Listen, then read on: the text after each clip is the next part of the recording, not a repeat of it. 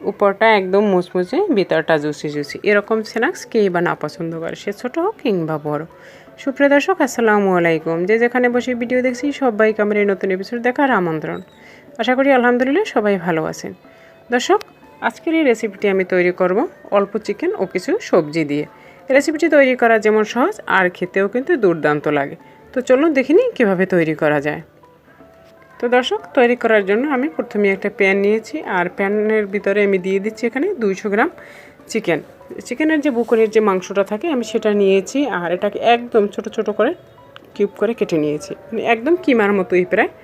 আর এর সাথে অ্যাড করে দিচ্ছি স্বাদ মতো লবণ, হাফ চা চামচ আদা বাটা, হাফ চা চামচ রসুন বাটা, হাফ চা চামচ ধনে গুঁড়া, হাফ চা চামচ জিরার গুঁড়া, আর হাফ চা চামচ হলুদ গুঁড়া। দিয়ে দিচ্ছি 2টি কাঁচামরিচ, দিয়ে দিচ্ছি 1 চা চামচ তেল, আর দিয়ে দিচ্ছি 1/4 কাপ পানি।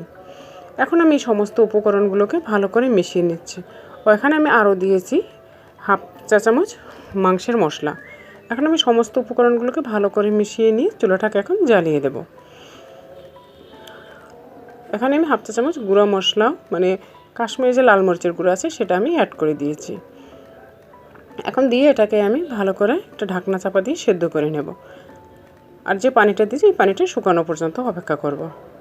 তো মাঝখানে আমি আরও একবার নেড়ে চেড়ে দিলাম। দেখুন চিকেন থেকে কিন্তু বেশ খানিকটা পানি ছেড়ে দিয়েছে।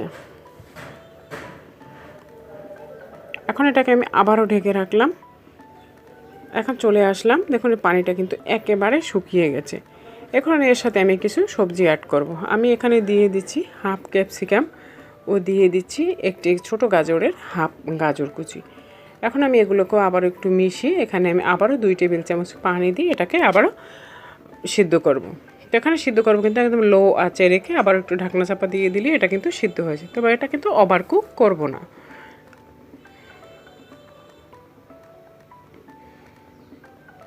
দর্শক, আমার এটা সিদ্ধ হতে 2 মিনিটের মতো সময় লেগেছে। আর দেখুন পানিগুলো কিন্তু একেবারেই শুকিয়ে গেছে।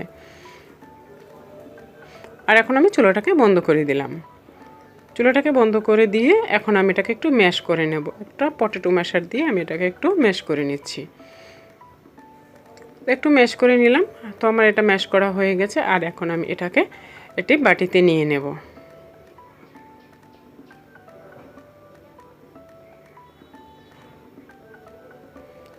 তো দর্শক, আমার বাটিতে নেওয়া হয়ে গেছে। এখন আমি এর সাথে আরও কিছু উপকরণ অ্যাড করে নিচ্ছি। প্রথমেই দিয়ে দিচ্ছি আমি বড় সাইজের একটি পেঁয়াজ কুচি করে নিয়েছি। দিয়ে দিলাম 2টি কাঁচামরিচ ও কিছু ধনেপাতা কুচি।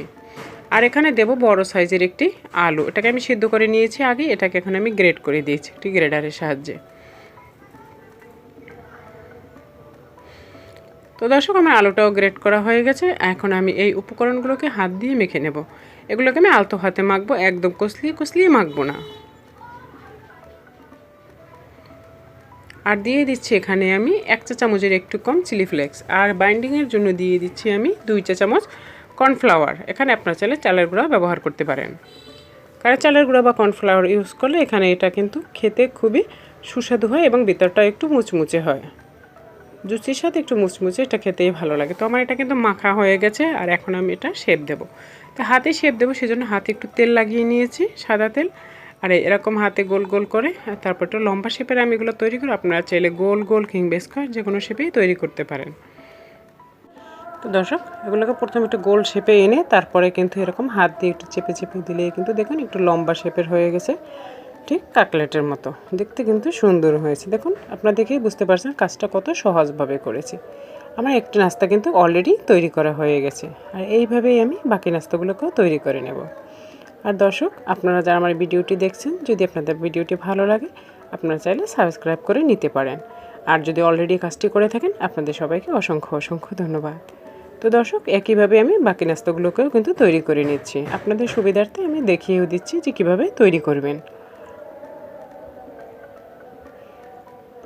তো দর্শক, আমি আরও একটু নাস্তা তৈরি করে নিলাম। নাস্তাগুলো তৈরি করা কিন্তু খুবই সহজ আর খুবই সিম্পল। আপনারা চাইলে আপনারাও খুবই সহজেই কিন্তু তৈরি করতে পারবেন। গোল, লম্বা, স্কোয়ার যে কোনো শেপে আপনাদের পছন্দ মতো। তো দর্শক, আমার সমস্ত নাস্তাগুলো কিন্তু তৈরি করা হয়ে গেছে, আর এখন আমি এগুলোকে কোট করে নেব। তো কোট করে নেওয়ার জন্য আমি এখানে 2টি ডিম নিয়েছি। আমি দেশি মুরগির ডিম দিয়ে করছি, সেজন্য আমি এখানে 2টি ডিম নিয়েছি। আপনারা যদি ব্রয়লারের ডিম দিয়ে করেন সেক্ষেত্রে কিন্তু 1টি ডিম নিলেও হবে। তো ডিমটাকে নেওয়ার পরে আমি প্রথমে একটি কাঁটা চামচের সাহায্যে ভালো করে ফেটিয়ে নিচ্ছি। আর ফেটিয়ে নেওয়ার পরে এর ভিতরে আমি অ্যাড করে দেবো অল্প একটু কালো গোলমরিচের গুঁড়ো আর একটু লবণ। তো আমার ডিমটা ফেটা হয়ে গেছে, আর আমি কোট করার জন্য আরও নিয়েছি এখানে টোস্টের গুঁড়ো। আপনারা চাইলে এখানে ব্রেড ক্রামও ব্যবহার করতে পারেন। তো আমার হাতের কাছে ব্রেড ক্রাম ছিল না, আমি সেজন্য টোস্টের গুঁড়ো দিয়ে কোট করে নিচ্ছি। তাই বলে কিন্তু স্বাদের কমতি হবে না। তো আমি একটি কাটলেটকে নিয়ে প্রথমে ডিমের গোলায় কোট করে নিয়েছি, এরপরে আমি চেপে চেপে ভালো করে কিন্তু এই যে টোস্টের গুঁড়োর ভিতরে আমি কোট করে নিলাম।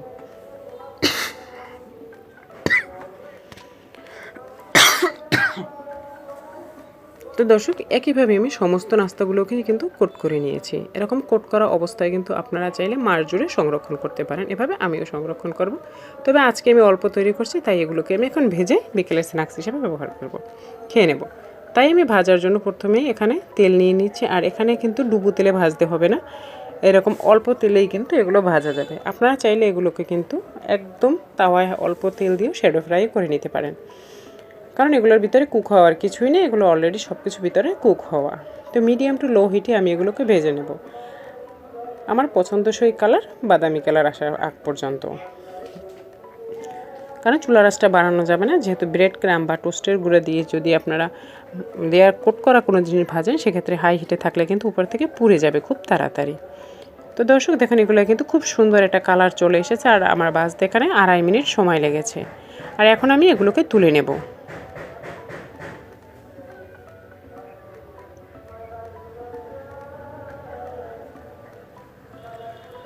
আর এগুলোকে তুলে নেওয়ার পরে আমি বাকি যেগুলো আছে সেগুলোকে আমি একইভাবে ভেজে নেব।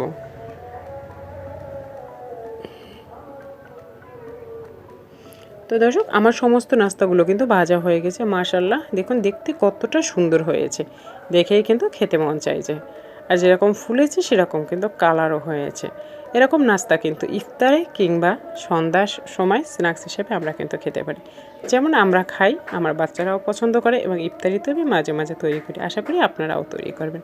তবে তৈরি করে যদি ভালো লাগে অবশ্যই আমাকে কমেন্ট করে জানাবেন। আপনাদের কমেন্ট আমাকে আরও কাজ করার জন্য অনুপ্রাণিত করে। তো দর্শক, আজকের রেসিপিটি যদি ভালো লাগে অবশ্যই একটি লাইক দিবেন ও চ্যানেলটিকে সাবস্ক্রাইব করে আমার পাশে থাকবেন। আজ এ পর্যন্তই, দেখা হবে নতুন কোনো এপিসোডে নতুন কোনো সময়। আল্লাহ হাফেজ।